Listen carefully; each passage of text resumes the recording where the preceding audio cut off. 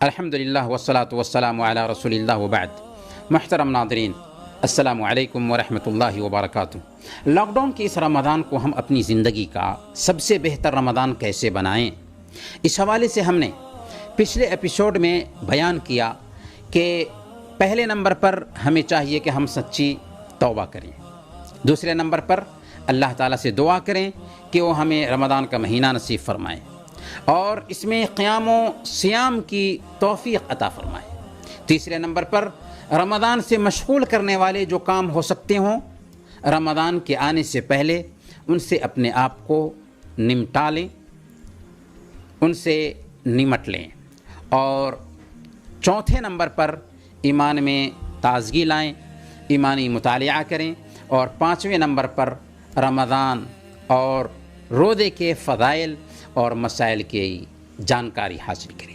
Lock down کے اس رمضان کو اپنی زندگی کا بہتر سے بہتر رمضان بنانے کے لیے چھٹا اہم پوائنٹ یہ ہے کہ ہم رمضان سے فائدہ اٹھانے کے لیے منصوبہ بندی کریں، پلاننگ کریں۔ رمضان میں مختلف نیک اعمال انجام دینے کی نیت کریں، کئی مرتبہ قرآن ختم کرنے کی نیت کریں، شب بیداری کی نیت کریں، سچی توبہ کی نیت کریں، اخلاق و کردار کو سدھارنے کی نیت کریں، دین کے لیے کام کرنے کی نیت کریں، صدقات و خیرات کی نیت کریں اور ان نیتوں کو عملی جامہ پہنانے کے لیے پلاننگ کریں، منصوبہ بندی کریں۔ 24 گھنٹے کے لیے ایک چارٹ بنائیں اور چارٹ ایسا ہو کہ اسے اپنے پریکٹیکل لائف میں برتنا بہت آسان ہو۔ اپنے لسٹ میں داخل کریں کہ ہم سحری سے پہلے جگیں گے، پھر اس وقت وضو کر کے جس حد تک میسر ہو نمازیں پڑھیں اور دعا کریں، کیونکہ یہ دعاؤں کی قبولیت کا وقت ہوتا ہے۔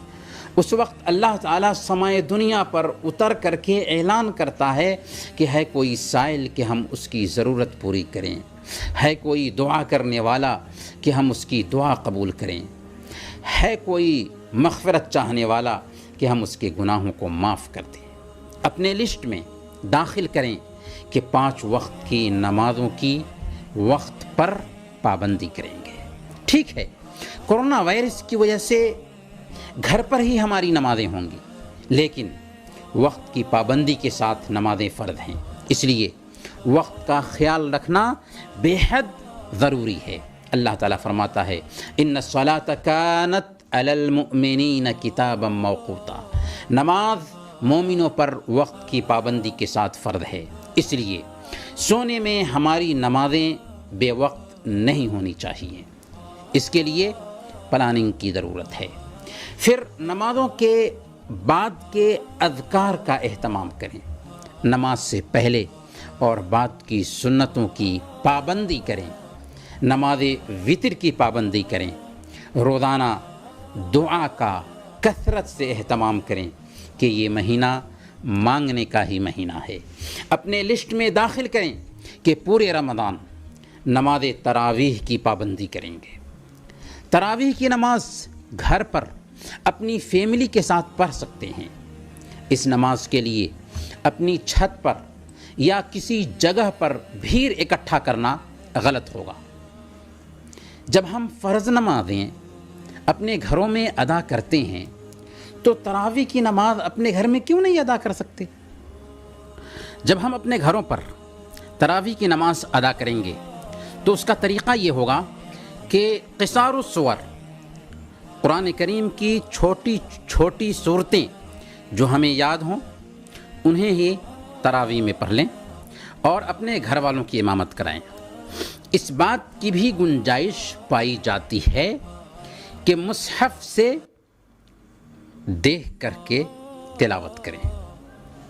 صحیح بخاری کی روایت ہے، حضرت عائشہ صدیقہ رضی اللہ تعالی عنہ کا غلام ذکوان مصحف دیکھ کر ان کی امامت کراتا تھا، اس لیے اس بات کی گنجائش پائی جاتی ہے کہ ہم مصحف دیکھ کر کے تراویح میں نماز پڑھ لیں۔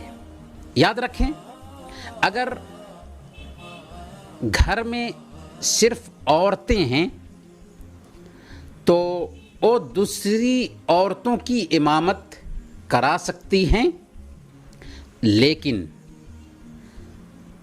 عورت مرد کی امامت نہیں کرا سکتی۔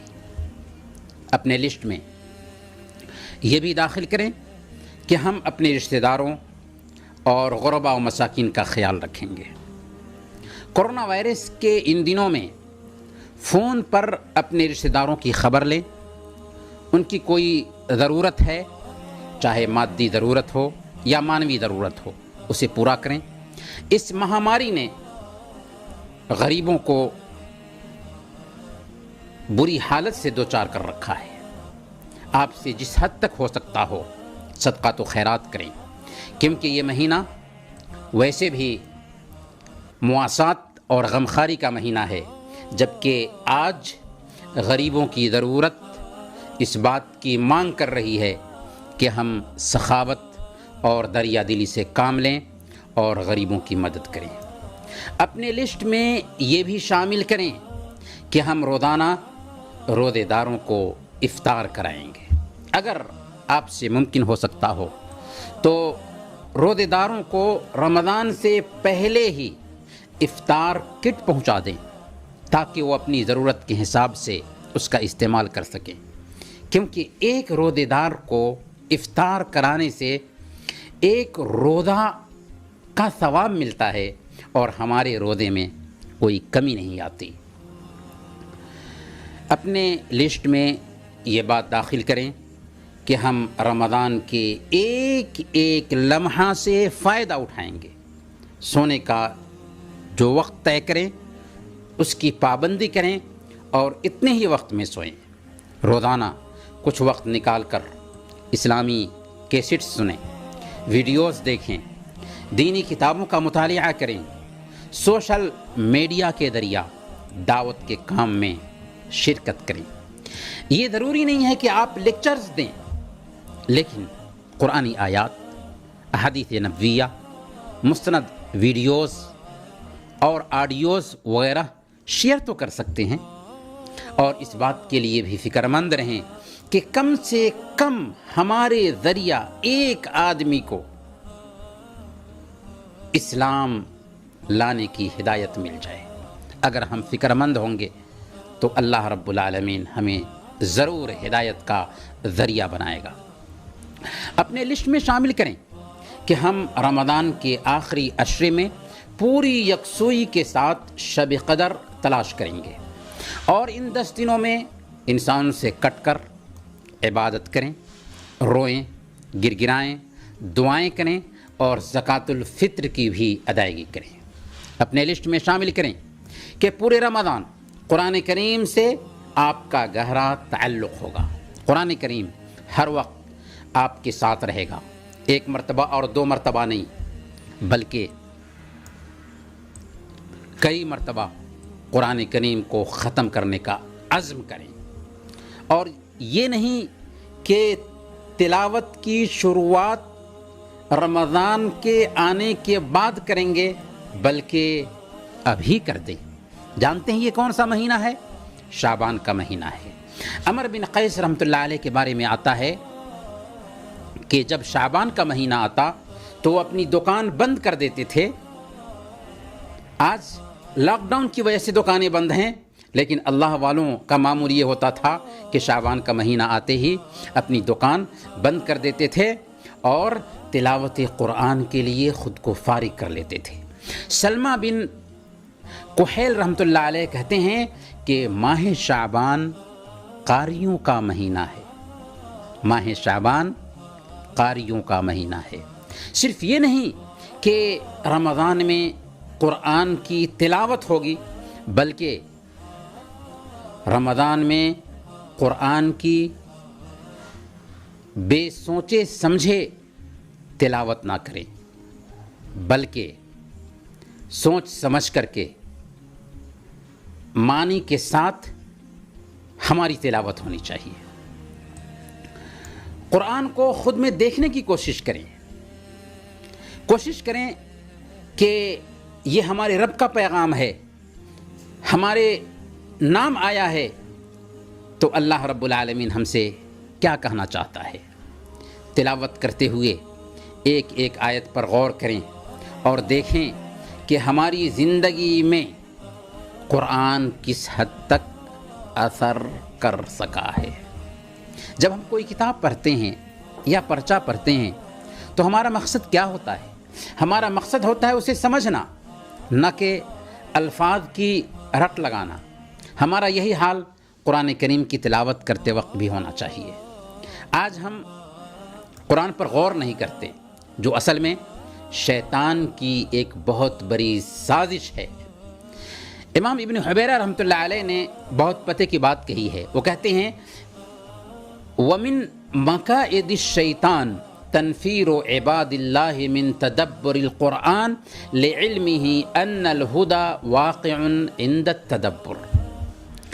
شیطان کی سازشوں میں سے ایک یہ ہے کہ وہ اللہ کے بندوں کو تدبر قرآن سے دور رکھنا چاہتا ہے، کیونکہ اسے پتہ ہے کہ تدبر کے بعد اسے ہدایت مل جائے گی۔ اس لیے اگر ہم عربی زبان جانتے ہوں تو ایک ایک آیت پر غور کرتے ہوئے تلاوت کریں، اور اگر عربی زبان نہیں جانتے ہوں تو اپنی زبان میں ترجمہ قرآن کے ساتھ بیٹھیں اور کوشش کریں کہ ہم قرآن کریم کو پڑھتے ہوئے اس کا جو پیغام ہے اس پیغام کو بھی سمجھتے جائیں۔ ہم کوشش کریں کہ یہ سمجھیں کہ ہمارا رب ہم سے کیا کہنا چاہتا ہے۔ عجیب طرح کی ہماری زندگی میں تبدیلی آئے گی، برت کر دیکھیں۔ محترم ناظرین، لاک ڈاؤن میں آنے والے اس رمضان کو اپنی زندگی کا بہتر سے بہتر رمضان کیسے بنائیں، اس حوالے سے اور بھی پوائنٹس ہیں جن پر ہم اگلے ایپیسوڈ میں ڈسکس کریں گے۔ تب تک کے لیے اجازت دیجیے۔ وصلی اللہ علی نبینا محمد وعلی آلہ وصحبہ اجمعین۔